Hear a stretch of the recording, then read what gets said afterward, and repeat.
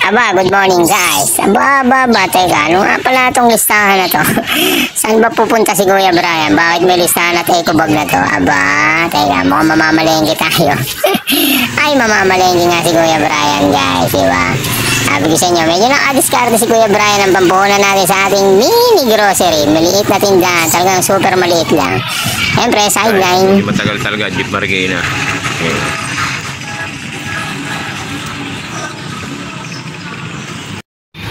At ito, nasa jeep na tayo. Napakatindi nito guys. Hindi nyo ba alam, pagka bumiyahe ka rito sa amin sa La Colina hanggang Marikina, ay abutin ka ng 1 oras at kalahati.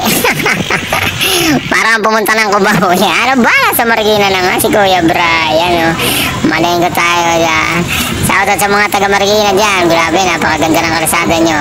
Ang ganda ng building nila. Actually, kanina may nadaanan ako dyan. Nagsusumba sila. Yung nagsusumba dyan sa may sports center. Ayan, Marikina Sports Center. Grabe, napakaganda nila. Diba? Nare-restore talaga ng kanilang punong barangay, ng kanilang mayor. Shoutout sa iyo, mayor. Diba? Napakaganda ng palengke mo. Nakakatuwa lang. Kasi dati nung namamalengke pa kami sa Marikina na yan, sobrang grabe, maputik, ang gulo. Dami nakakalat na paninda sa kalsada. Well, sa ngayon wala akong masabi. Talagang napaka-affordable mamalengke, napakamura pa ng bilihin talaga guys. Diba? Sa loob ng palengke, kaliwat kanan, kahit saan ka lumingon, napakaraming paninda. At syempre, kailangan pag sumugod ka dyan, marami ka rin pambala. Marami ka rin pera. Ayan, nag-grocery muna tayo dyan. Dyan tayo kukuha ng paninda ngayon. Tinatawag nilang Florid Supermarket. Nasa loob ako ng Florid. Actually, hindi ko na na-picture yung labas talaga ng Florid. Kasi nga, medyo matao sa labas. Diba? Ayan ang harap lang naman nila. May tindahan ng mga itlog dyan. Lahat ng klase ng itlog na andyan. Penoy, balot, pugo, itlog na puti, itlog na pula. Diba? Siyempre, hindi pwedeng di mamalengke si Kuya Brian ang ating menu for today. Kailangan natin mamalengke talaga ng pangmalupitan. Ayan, Yan, bibili si Kuya Brian ng isda. Napakasarap bumili dyan. Sa kay Boy Nita. Shoutout sa iyo, Boy Nita. Diba? Medyo maganda naman ang presyo talaga nila. Ang kilo ng tilapia bili ko is 120. Diba? Napakamurang-mura na. Bili na guys. Nakapamili na si Kuya Brian. Tenen. Napakabilis niyan. Kamatis, luya, sibuyas, talong. Tamang ano lang naman. Sabi ko nga sa inyo, makapamalengke naman kayo. Pero budget meal pa rin. Tamang tipid lang. Sabi ko nga kay Mami Jenny, hindi na ako lumingon-lingon pa sa kaliwat kanan.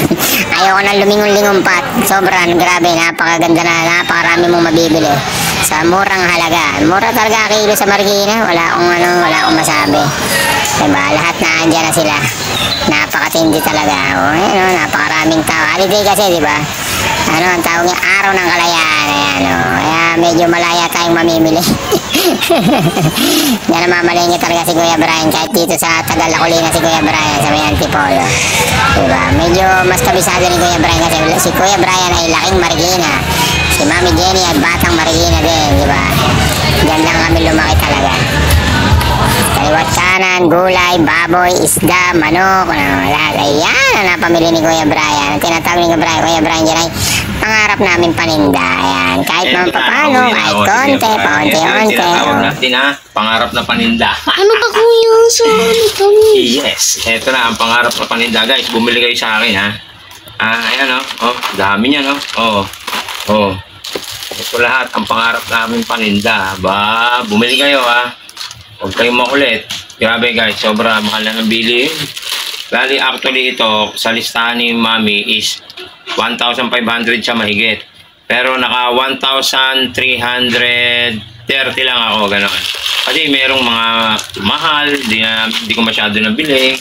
Yan, may mga dinagdag naman ako na wala sa listahan niya. Pero kinuha natin kasi mabibili naman Simple lang, meron lang kami maliit na tindahan. Naka-discard tayo ng pampuhunan. Siyempre, pag sahod ni Kuya Brian, pambayad ng utang. Diba? Sabi ko nga sa inyo, bakit ba lahat ng may trabaho, may utang? Pero mo, may trabaho pa tayo noon. Paano kung wala? Diba? Sarap na ito. Bili kayo Ito toyo, ihalo nyo sa marshmallow. Ayun. Paano? Magdi-display muna si Kuya Brian ng mga paninda at si Mami Jenny.